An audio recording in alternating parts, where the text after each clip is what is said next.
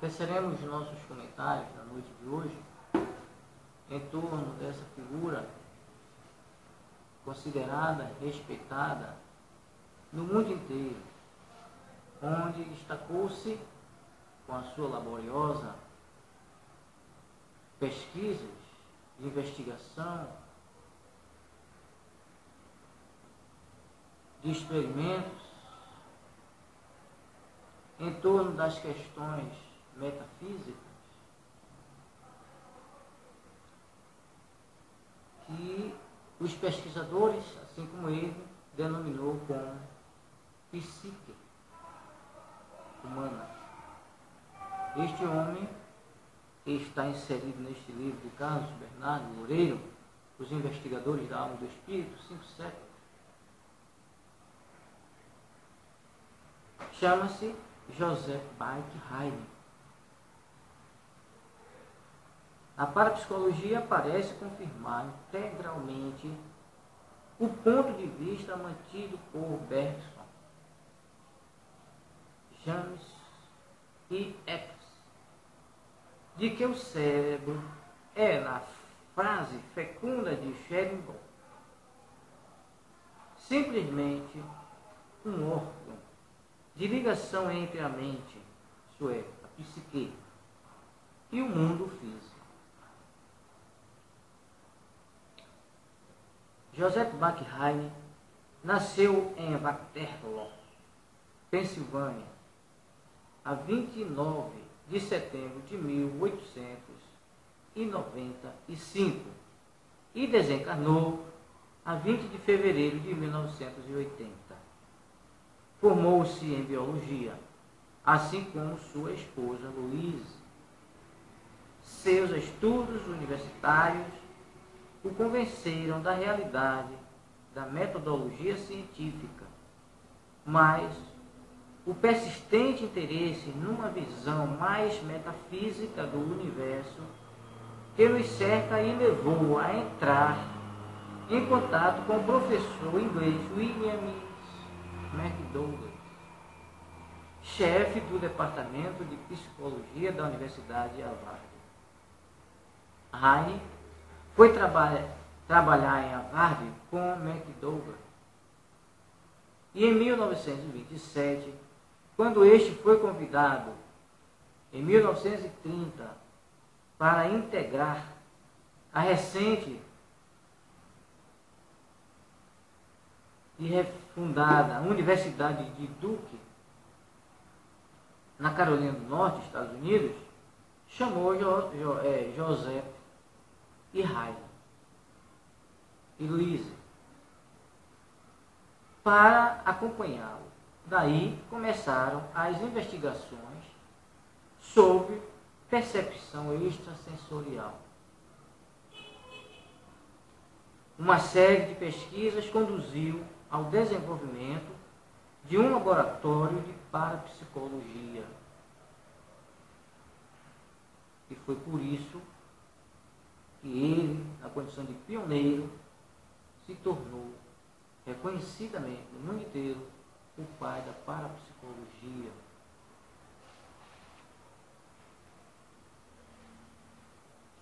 Em 1934, foi publicada uma monografia com o título Percepção Extrasensorial, resumindo os resultados do trabalho dos primeiros 3 anos. E em 1937, começou a publicar-se o Jornal de Parapsicologia, sendo Heine e McDougall os seus diretores. O laboratório de parapsicologia continuou durante 30 anos a fazer parte da Universidade de Duke, mantendo um pequeno grupo de investigadores em regime de full-time, com a aposentadoria de Heine em setembro de 1965. O Instituto de Parapsicologia, patrocinado pela Fundação, adquiriu sua autonomia Uma das principais tarefas da década de 1930 foi magnar métodos experimentais. Havia grande necessidade de processos padrões que pudessem ser facilmente repetidos por diferentes experimentadores. Desenvolveu-se então um baralho de cartas especial para mais fácil investigação da percepção extrasensorial. Idealizado esse baralho de cartas, por Carl E. Zener. Era composto por 25 cartas, divididas em 5 naipes, cada um deles identificado por desenhos simples, que são estrelas, cruz, círculos, quadrado e ondas.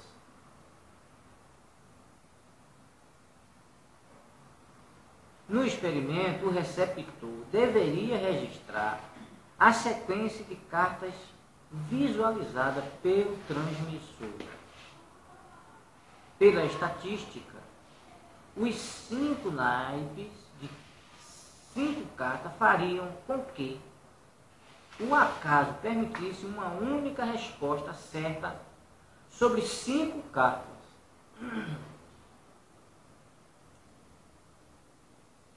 Ou 5 para 25 num baralho completo.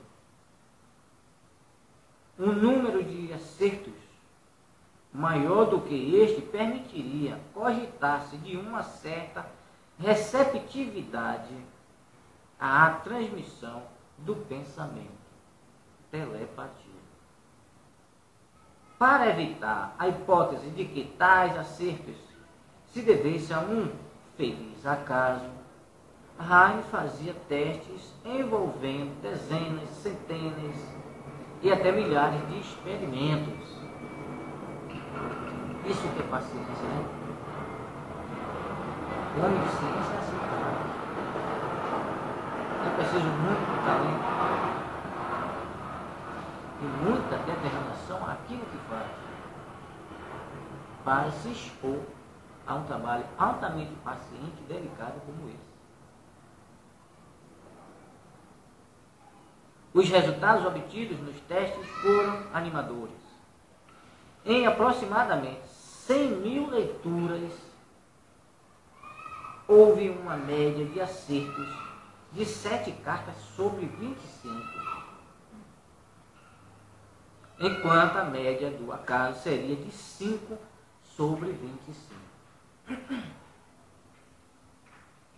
Como as pessoas que participaram dos testes não possuíam qualquer pré-qualificação paranormal, tais resultados abrangiam tanto privilegiados como pessoas fracamente dotadas de capacidade telepática.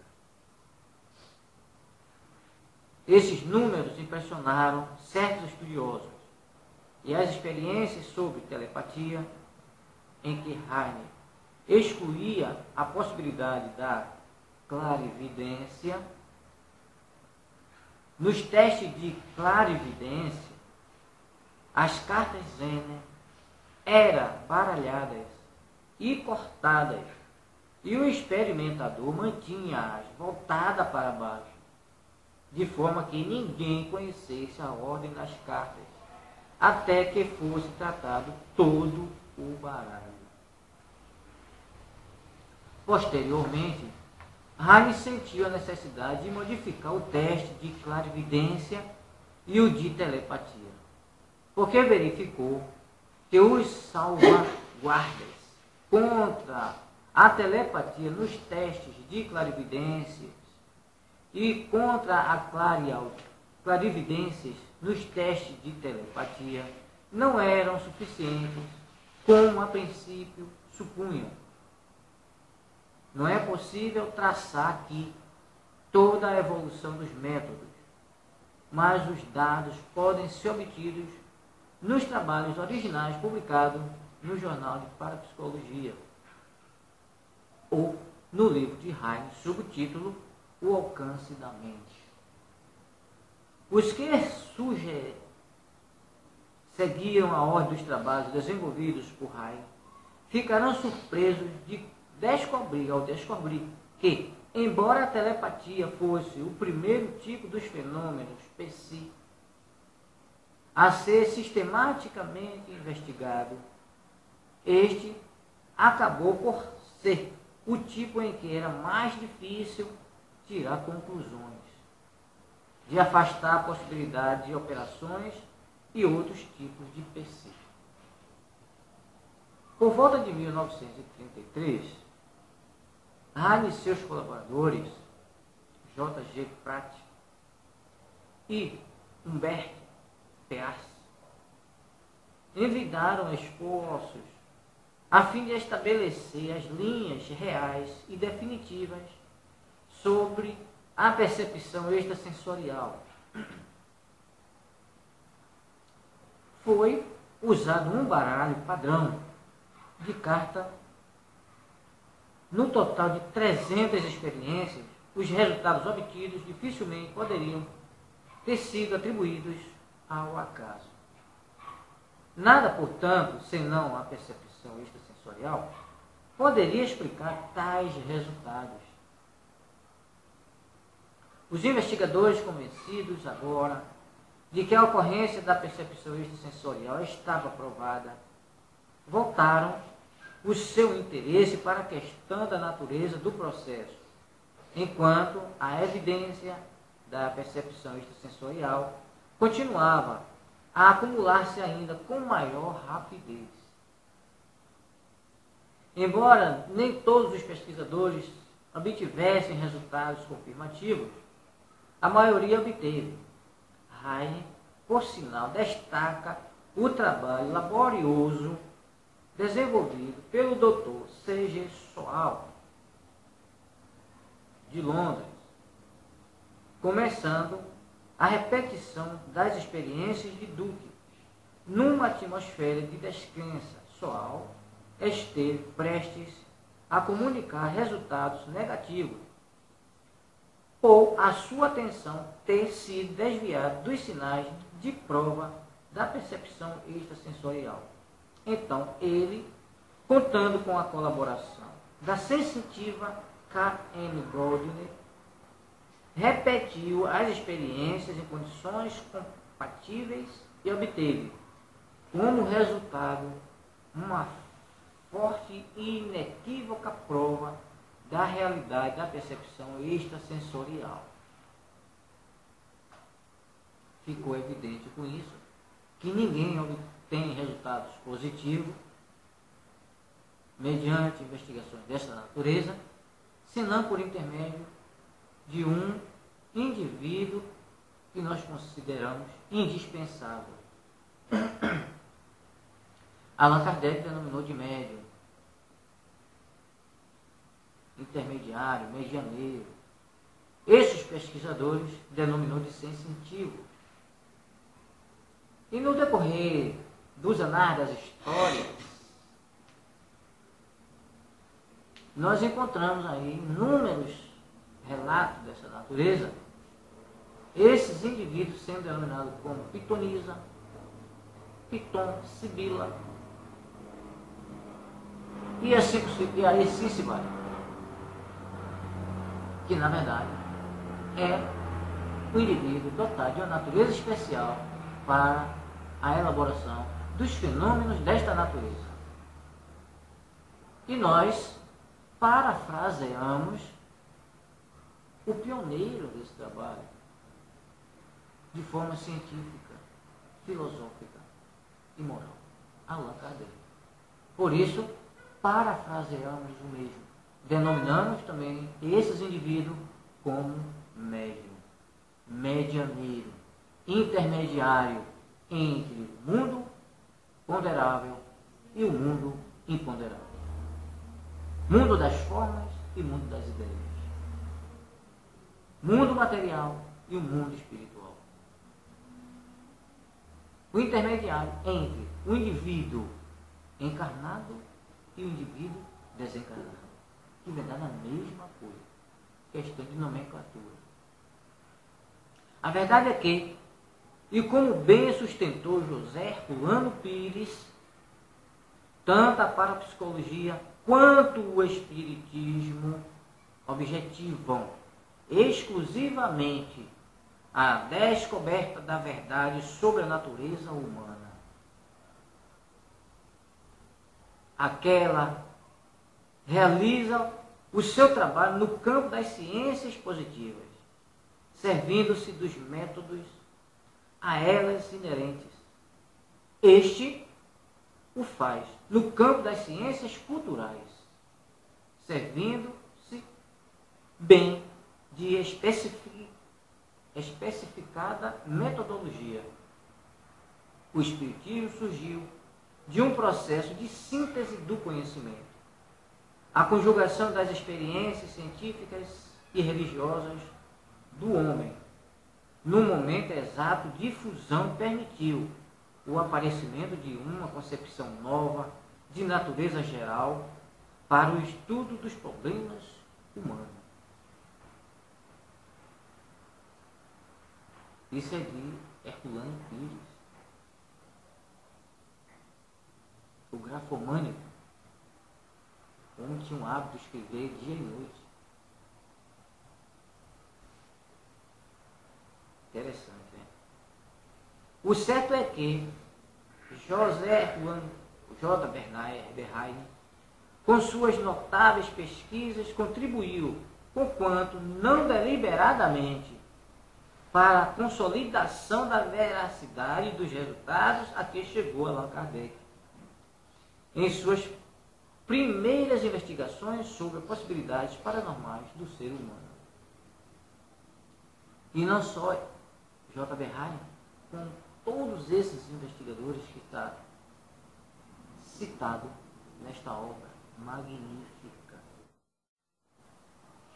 Em 1965, tendo completado 70 anos, Heine aposentou-se e passou a dedicar-se exclusivamente à Fundação para a Pesquisa da Natureza do Homem, criada 3 anos antes. Com Heine, fora da Universidade de Duke, o laboratório de parapsicologia foi transferido para a Fundação com o nome de Instituto de Parapsicologia. Durante 60 anos, quando Heine faleceu com a idade de 84 anos, o casal Heine permaneceu unido. A doutora Luísa não foi apenas a esposa do pai da parapsicologia, mas também a sua maior talentosa colaboradora. Após a morte do marido, ela continuou o seu magnífico trabalho na Fundação até falecer em 17 de março de 1983, vitimado por um ataque cardíaco. Antes de desencarnar, ambos os cientistas norte-americanos puderam assistir a uma grande vitória. A 30 de dezembro de 1969,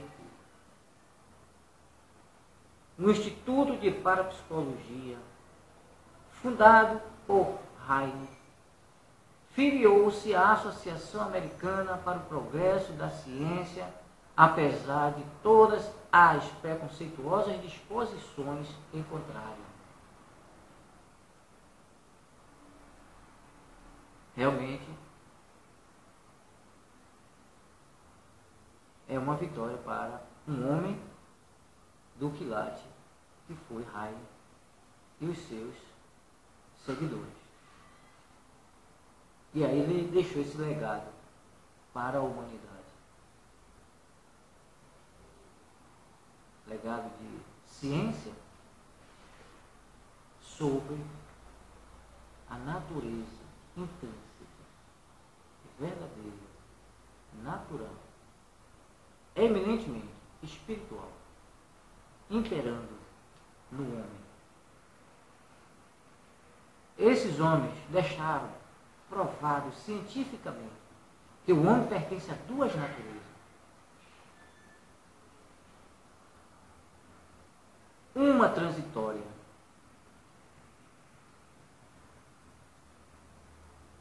e a outra eterna. Assim, nós vivenciamos dois estágios. O estágio material e o estágio espiritual.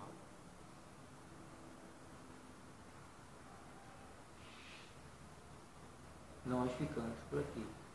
Vamos agora para a segunda parte do nosso trabalho, que é o trabalho de assistência e socorro a esses espíritos sofredores que estão se acotovelando nesse ambiente, que para nós é apertado, mas para eles, não. Haja visto quem tem olhos de ver e ouvido de ouvir. Conforme disse esse grande pensador da humanidade, chamado Jesus. Vamos agora para a segunda parte.